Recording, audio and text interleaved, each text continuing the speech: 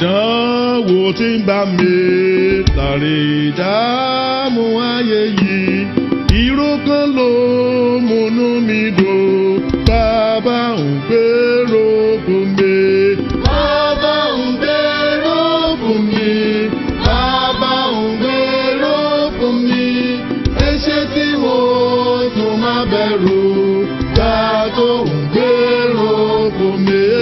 Bàbá ń gbèrò fún mi. Bàbá ń gbèrò fún mi. Èṣe tí mo tún máa bẹ̀rù, gbà tó ń gbèrò fún mi.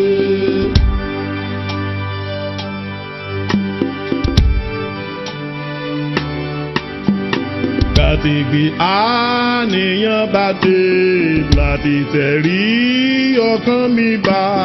Síbẹ̀ mo rántí ohun kan, pé wọ́n ń gbèrò fún mi. Bàbá ń gbèrò fún mi. Bàbá ń gbèrò fún mi. Èṣe tí mo tún máa bẹ̀rù, gbà tó ń gbèrò fún mi. Bàbá ń gbèrò fún mi. Bàbá ń gbèrò fún mi. Èṣe tí mo tún máa bẹ̀rù, gbà tó ń gbèrò fún mi.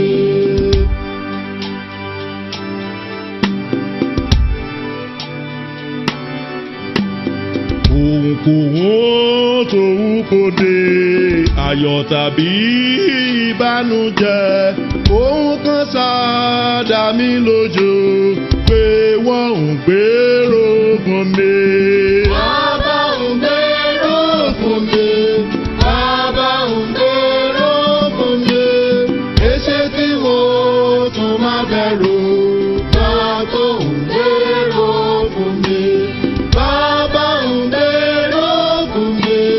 Bàbá ń gbèrò fún mi.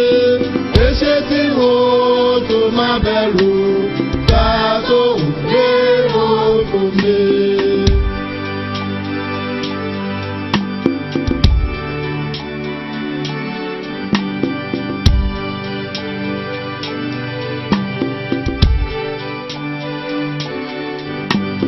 Thou thinkest, Lord, of me. Thou thinkest, Lord, of me. Body like fear, since thou art near. And thinkest, Lord, of me. Thou thinkest, Lord, of me.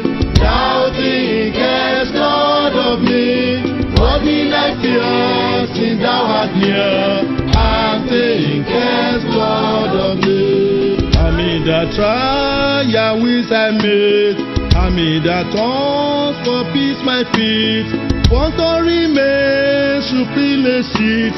Thou thinkest, Lord, of me. Thou thinkest, Lord, of me.